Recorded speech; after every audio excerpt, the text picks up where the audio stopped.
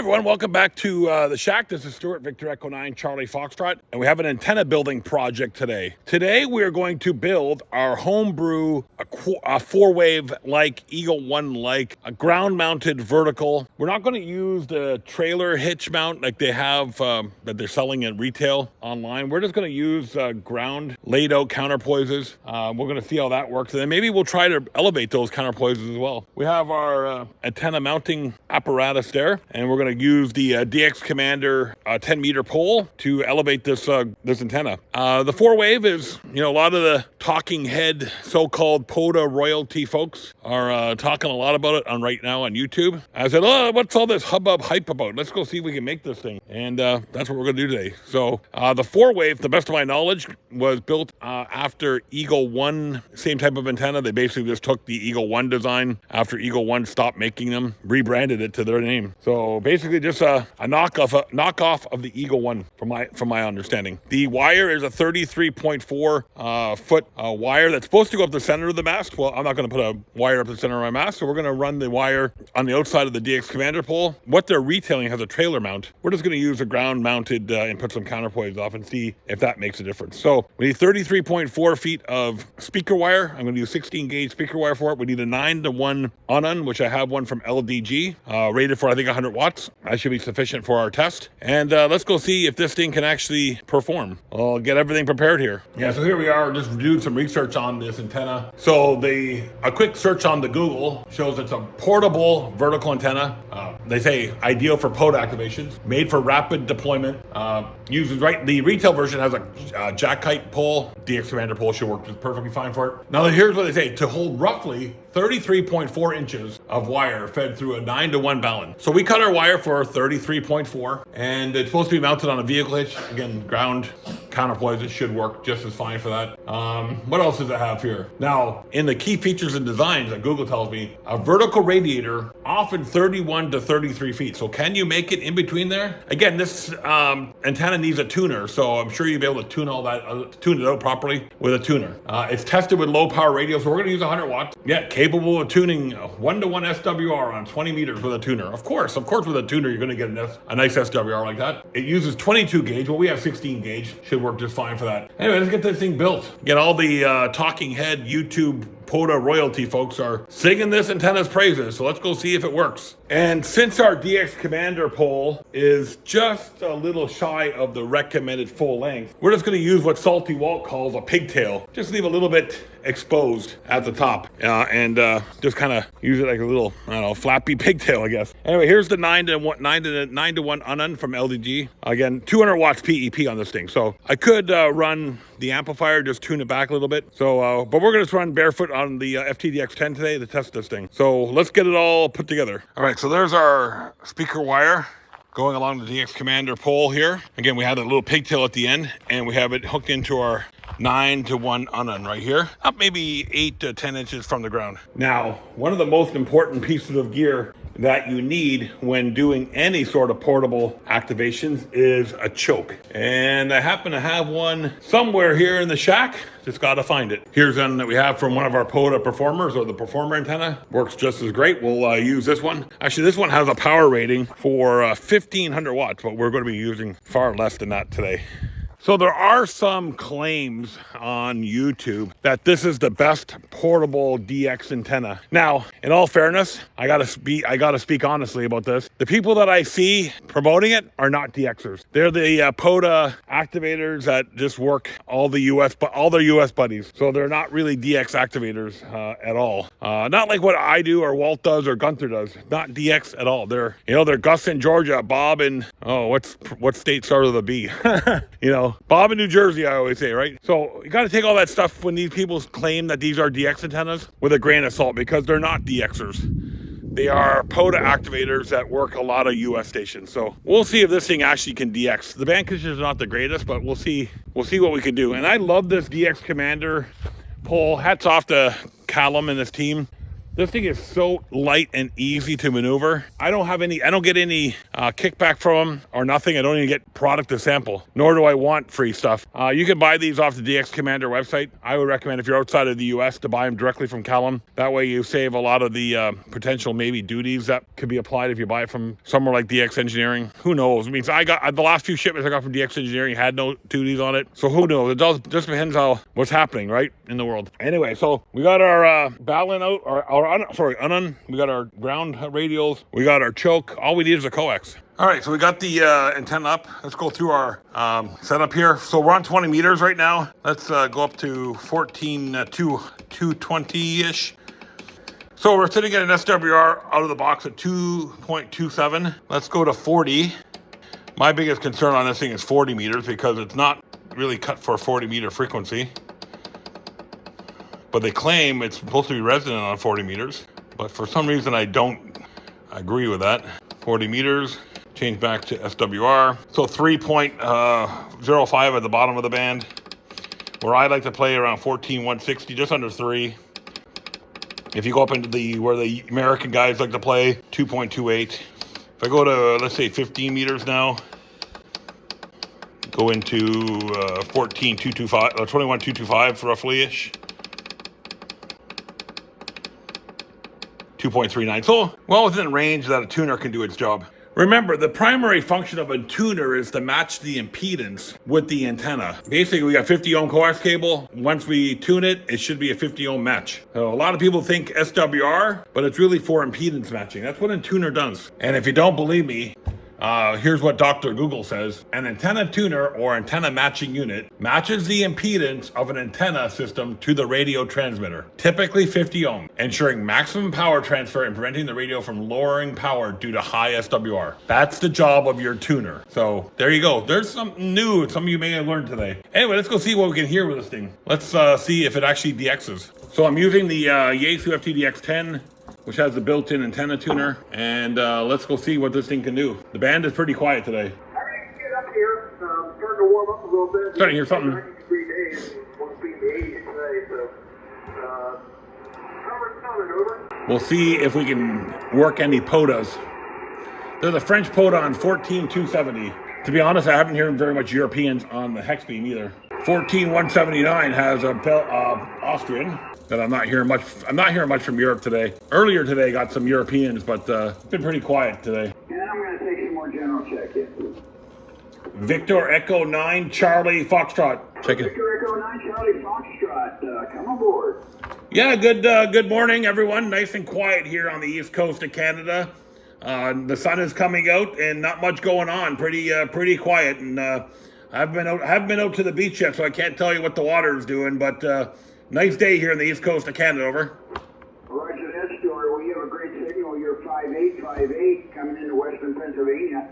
And I see you're at St. Anthony North, New Brunswick, QSL. That is correct. Yeah, 5 kilometers from the Gulf of St. Lawrence and the Northumberland Strait. 5 kilometers from the beach, over. Roger that. Are you a boater, or do you have a ship or a sail? No, just a home base station. Over. Roger that, Stuart. Okay, very good. Well, you're a good signal and good audio today. Excellent. I'll go ahead and log you in and say 73, Stuart. Anything else I can help you with, over? No, not at all. I'm just dialing around the frequencies, testing a brand new quarter wave vertical that I just finished building in the shack here. And this is the first time I'm using it. So thanks for the report, my friend. Oh, that's a vertical, a quarter wave vertical. Well, that's doing a great job. What's the length of the vertical, Stuart? Well, actually, on 20, it's a half wave vertical. The length of the radiated wire is 33.4 inches. 33.4 inches? That is correct. Yeah, that is correct. That's fantastic. You have a great signal for that vertical. Wow. What a fantastic engine.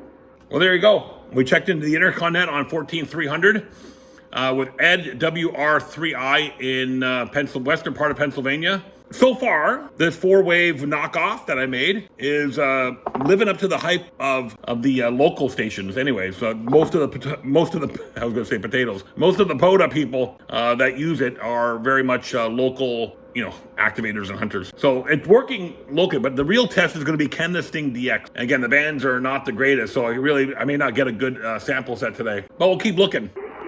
There's November Juliet 9 Lima in Florida. When I worked him earlier on the hex beam, he wasn't very strong either. Victor Echo 9 Charlie Foxtrot.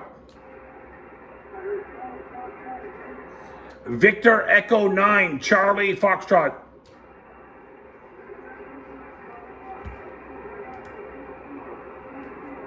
Okay, thanks. 44 for you as well. 44 for you as well, over.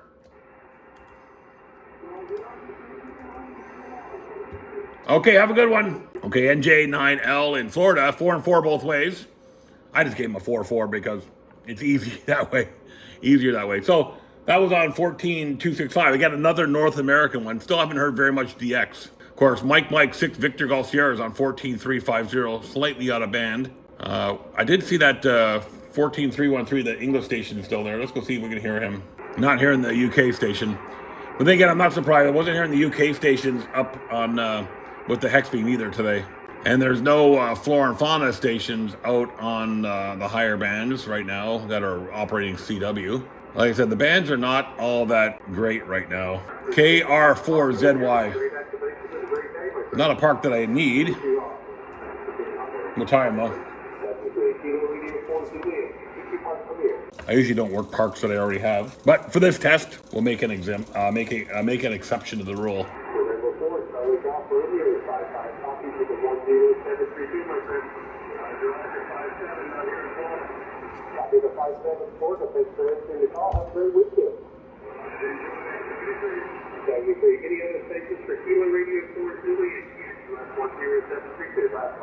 Victor Echo 9 Charlie Foxtrot.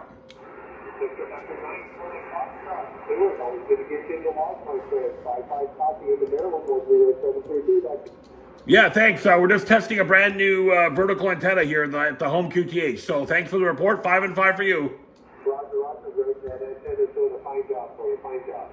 Thanks a lot. 7-3. Have a good one.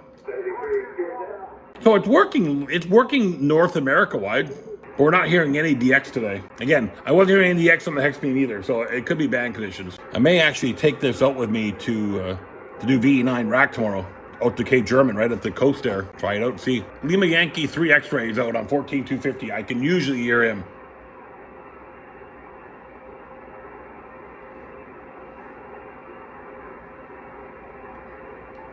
But not today. Yeah, just not hearing any DX today, so I really can't give it a really fair assessment. But it has proven to work well, North American-wise. So I'm pretty confident if the DX conditions were better, we would get more DX. But you know what? Propagation is propagation. Sometimes it's with us, sometimes it's not. Now, I didn't catch that one on video, but I did work Kilo 1 Radio Delta Delta in Massachusetts on 40 meters. He gave me a 5.9. Best I can give was a 3x3. So, yeah. So, does the antenna work? I think it works, but I haven't worked a DX station yet. It's the frequency in use. CQ 20 meters, CQ 20 meters. Hello, CQ 20 meters. This is Victor Echo 9 Charlie Foxtrot. Victor Echo 9 Charlie Foxtrot. CQ 20 meters. This is Kilo Echo 8 Uniform Yankee Foxtrot, Ohio. Kilo Echo 8 Uniform Yankee Foxtrot in Ohio. Nice signal. I'll give you a 5 and 7, over. Yeah, thank you for the call. You're coming in here 5-7. Okay, well, thank you for the 5.7. Yeah, I'm just testing a new halfway vertical for 20 meters. So it seems to be working quite well. I'm hoping I can make it work some DX, but the band conditions don't look too favorable today. Yeah, roger that.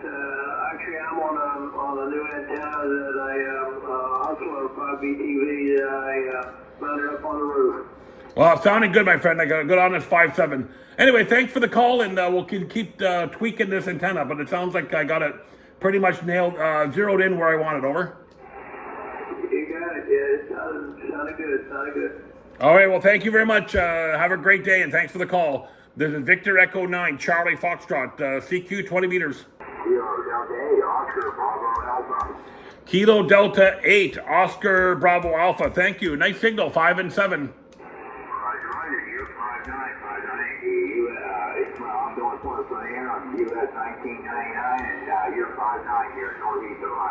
Okay, well, thanks for the great report there. Yeah, I'm actually testing a new antenna I'll be taking out to the field tomorrow for VE9 RAC, the special event call tomorrow.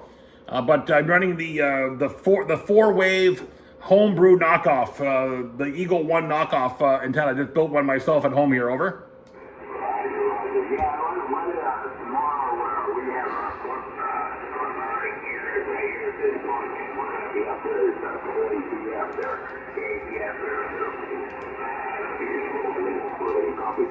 Yeah, Roger. Well, I'll be out tomorrow, VE9 Romeo Alpha Charlie, for World Amateur Radio Day. So if you work any of the RAC stations, you can get an award through the Radio Amateur Canada website tomorrow for World Amateur Radio Day, over. Roger. Okay, well, we'll look for you. Yeah, you take care. Have a good one there. Good luck to you. Yeah. Yeah, thanks for the park and thanks for the report there. 7-3. This is Victor Echo 9, Charlie Foxtrot. So the ultimate question is going to be, can this thing DX? So we struck out today working DX, for the band conditions, again, not the most favorable. And again, this spot here, there's a lot of stuff going on around it with other antennas and stuff. And so we're going to take it out tomorrow when we go to VE9 rack, and we're going to see if this thing can DX. Be interested to see how it works out at Cape German Lighthouse. So again, this is the 4-wave Eagle 1 knockoff Homebrew. It's 33.4 feet vertical, so almost a half wave on 20 meters. I got ground elements instead of the vehicle mount. Needs a 9 to 1 on. I have the LDG on. I got a choke. Of course, you always want to be choking, and the DXCommander pole. And again, I love these DXCommander poles because they are so light and versatile.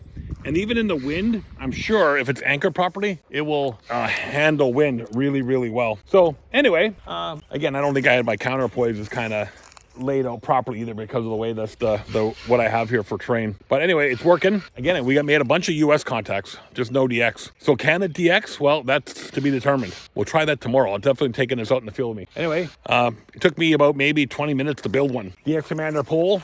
I think it was $100 Canadian for it. A speaker wire from Amazon. I paid $25 for 100 feet. The choke, I came off my POTA Performer antenna, so I already had it, but probably one of those was $40 or $50. The LDG 9 to 1 Allen was 9 to 1 Unan was $40 off of DX Engineering. And the coax cable. So can you build one and save yourself some money? Of course you can. There's always that one guy who leaves a comment saying, oh, I could have built that with $30 of spare parts. Well, yeah, you can. And I just said you can, and I just made one. So there you go. Can it DX? To be determined. So check back and we'll see how it goes. I'm Stuart, Victor Echo 9, Charlie Foxtrot. Go ahead, try to build one. I will try to put all the stuff I did in the comments below, and good luck with it. 7-3 for now.